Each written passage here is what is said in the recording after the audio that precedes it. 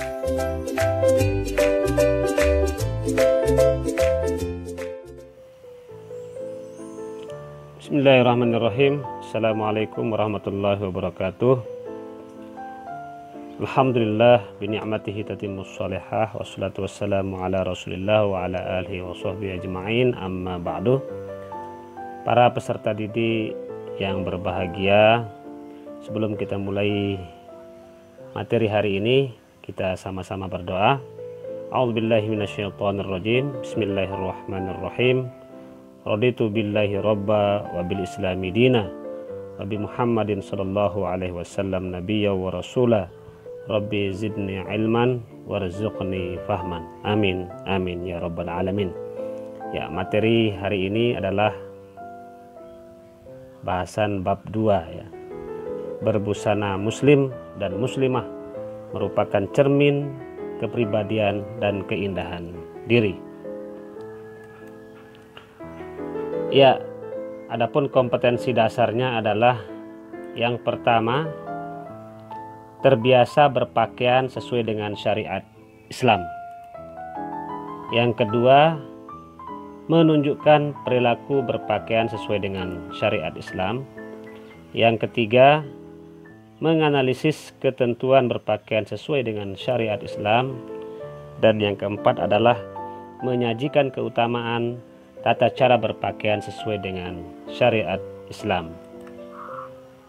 Nah, ini struktur pembelajaran kita, materi berbusana muslim dan muslimah merupakan cermin kepribadian dan keindahan.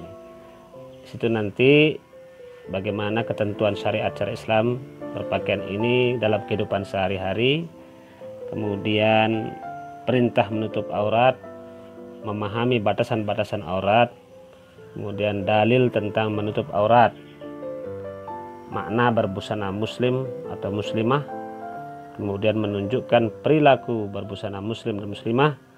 Yang terakhir itu membiasakan perilaku berbusana muslim atau muslimah dalam kehidupan sehari-hari.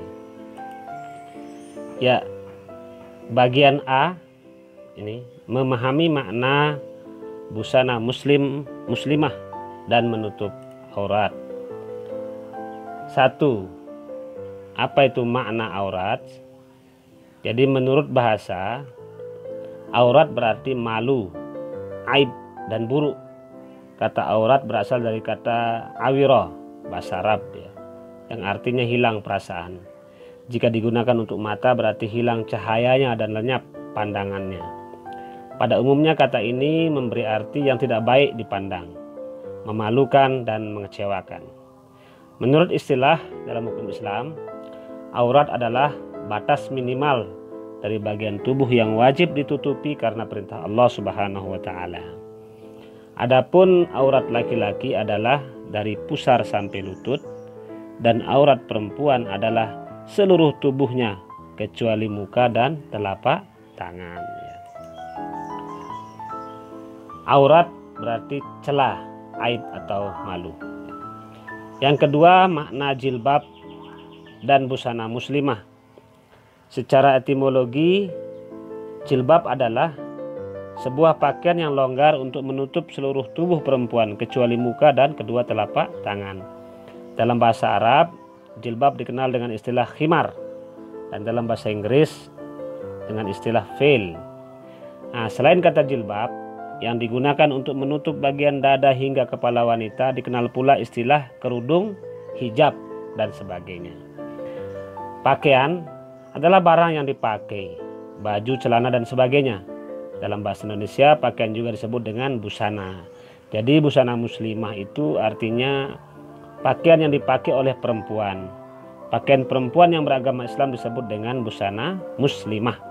Maka berdasarkan pada makna ini, busana muslimah itu dapat diartikan sebagai pakaian wanita yang dapat menutup aurat yang diwajibkan agama untuk menutupinya. Gunanya untuk kemaslahatan dan kebaikan bagi wanita itu sendiri serta masyarakat di mana ia berada. Ya, ini jadi makna jilbab dan busana muslimah ya.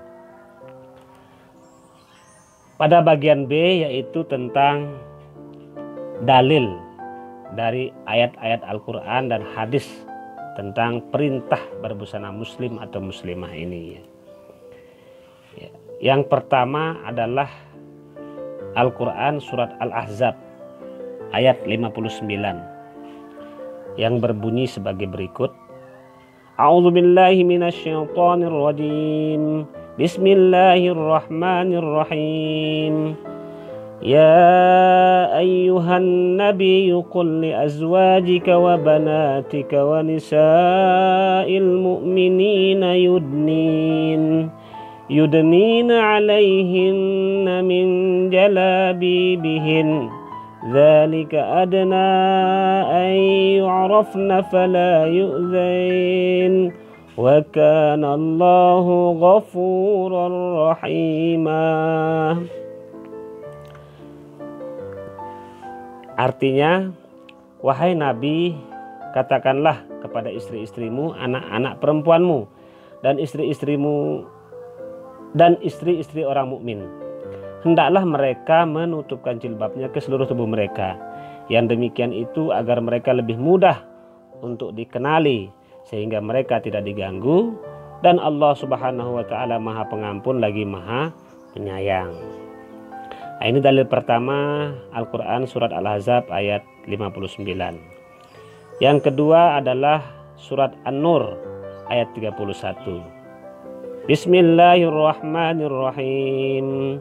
Wa qul lil mu'minati yaghdudna min absarihinna wa yahfazna furujahunna wa la yubdina zinatahunna illa ma zahara minha وَلْيَضْرِبْنَ بِخُمُرِهِنَّ عَلَى جُيُوبِهِنَّ وَلَا يُبْدِينَ زِينَتَهُنَّ إِلَّا لِبُعُولَتِهِنَّ أَوْ آبَائِهِنَّ أَوْ آبَاءِ بُعُولَتِهِنَّ أَوْ أَبْنَائِهِنَّ أَوْ أَبْنَاءِ بُعُولَتِهِنَّ أو إخوانهن أو بني إخوانهن أو بني أخواتهن أو نسائهن أو ما ملكت أيمانهن أو التابعين غير أولي الإربة من الرجال أو الطفل الذين لم يظهروا على عورات النساء ولا يضربن بأرجلهن ليعلم ما يخفين من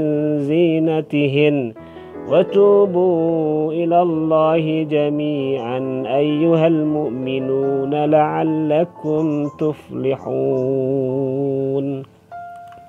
Artinya, dan katakanlah kepada para perempuan yang beriman agar mereka menjaga pandangannya dan memelihara kemaluannya, dan janganlah menampakkan perhiasannya kecuali yang biasa terlihat, dan hendaklah mereka menutupkan kain kerudung ke dadanya, dan janganlah menampakkan perhiasannya, auratnya, kecuali kepada suami mereka, ayah mereka atau ayah suami mereka, atau putra-putra mereka atau putra-putra suami mereka, atau saudara-saudara laki-laki mereka, atau putra-putra saudara laki-laki mereka, atau putra-putra saudara perempuan mereka, atau para perempuan sesama Islam mereka, atau hamba sahaya yang mereka miliki, atau para pelayan laki-laki yang sudah tua yang tidak mempunyai keinginan terhadap perempuan, atau anak-anak yang belum mengerti tentang aurat perempuan. Dan janganlah mereka menghentakkan kakinya agar diketahui perhiasan yang mereka sembunyikan. Dan bertobatlah kamu semua kepada Allah, wahai orang-orang yang beriman, agar kamu beruntung. Nah, ini ayatnya panjang sekali, jadi di sini ada juga selain jilbab disebut dengan khumur atau khimar tadi ya. Wal yadribna bi khumurihinna. Kemudian penjelasan tentang kepada siapa saja wanita itu boleh memperlihatkan auratnya ya. Di sini ada susunannya semua, urutannya ya. Ya, yang berikutnya adalah kandungan ayat ya. Yang pertama tadi surat Al-Ahzab ayat 59 yang diawali ya ayuhan nabiyyu, itu Allah memerintahkan Rasulnya untuk menyampaikan kepada para istrinya dan juga sekalian wanita mukminah termasuk anak-anak perempuan beliau untuk memanjangkan jilbab mereka dengan maksud agar dikenali dan membedakan dengan perempuan non muslim ya, atau non mukminah. Hikmah lain adalah agar mereka tidak diganggu. Karena dengan mengenakan jilbab, orang lain mengetahui bahwa dia adalah seorang mukminah yang baik. Nah, ini bahkan dalam sebuah hadis Rasulullah Shallallahu Alaihi Wasallam bersabda, sesungguhnya rasa malu dan keimanan selalu bergandengan kedua-duanya.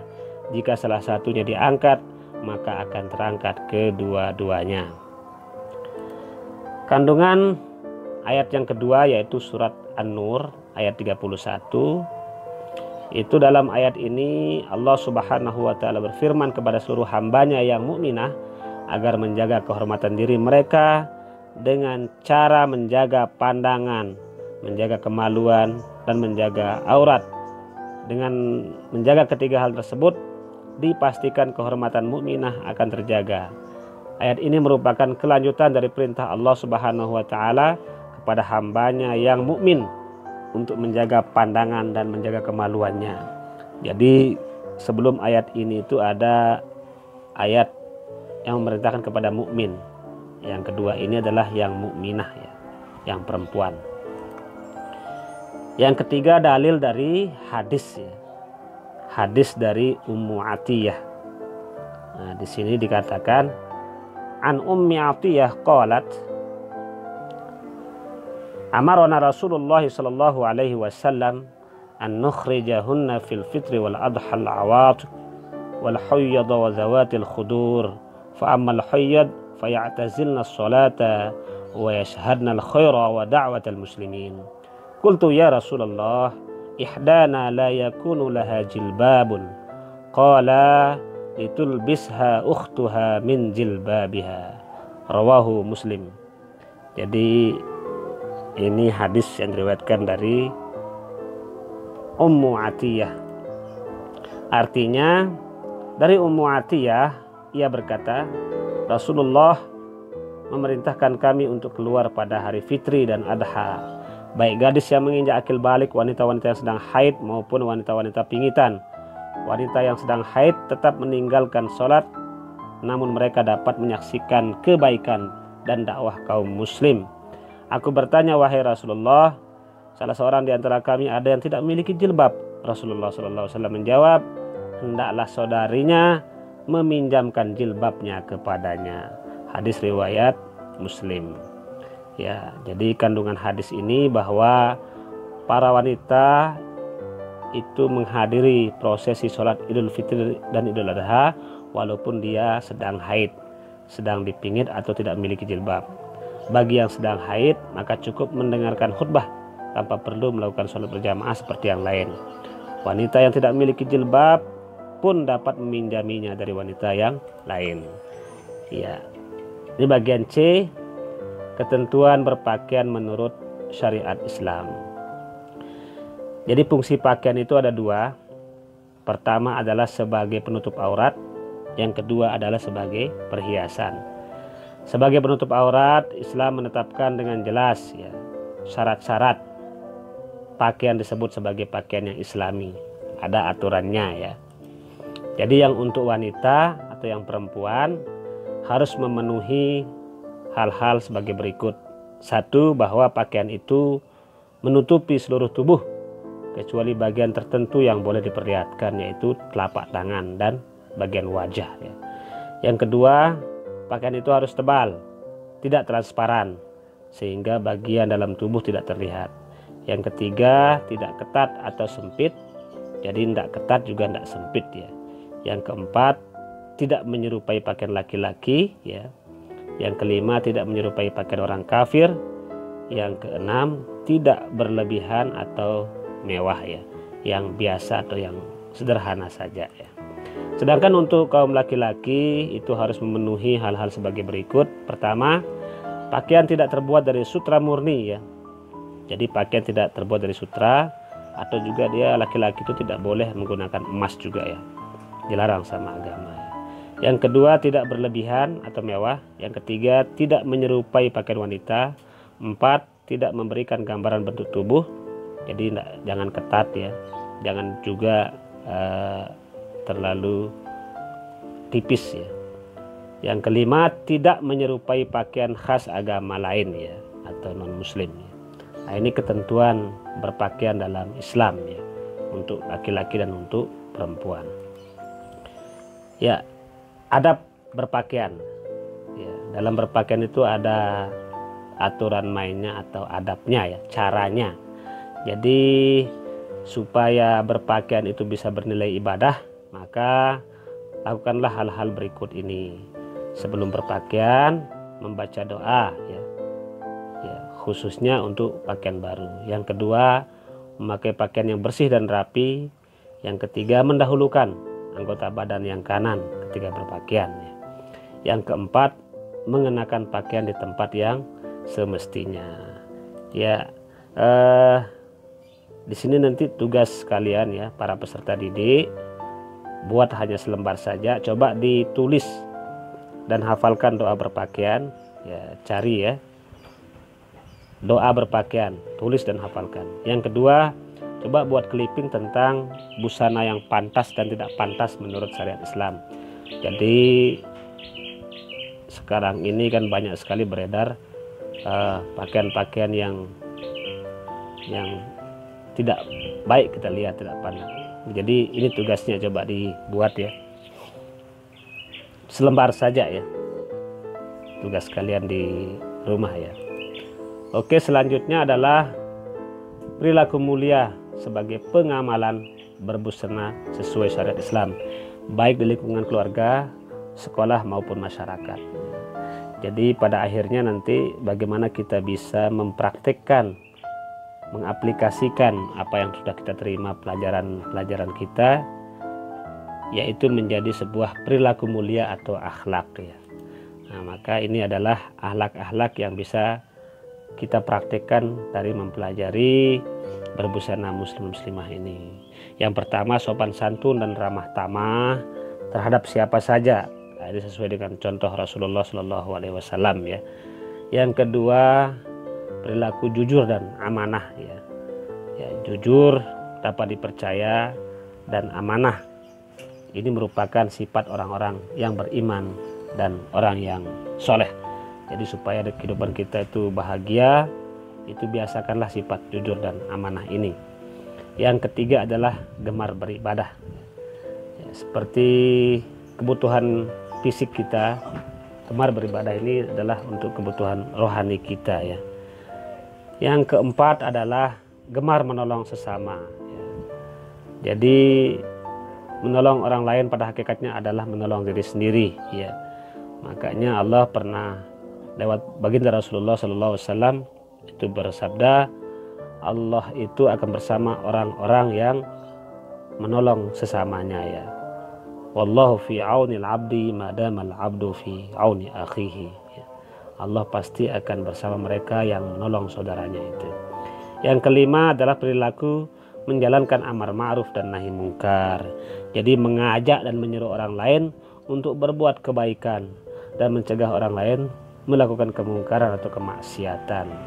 Jadi ini tugas mulia kita ya, bisa mengajak kepada yang baik dan mencegah kepada yang mungkar. Nah, ini 5 perilaku sebagai pengamalan berbusana sesuai syariat Islam, baik di lingkungan sekolah, keluarga maupun masyarakat kita. Baiklah, sampai di sini dulu materi tentang busana muslim ini. Mudah-mudahan ada manfaatnya, dan terima kasih, sukses dan sehat selalu untuk kita semua ya. Wassalamualaikum warahmatullahi wabarakatuh.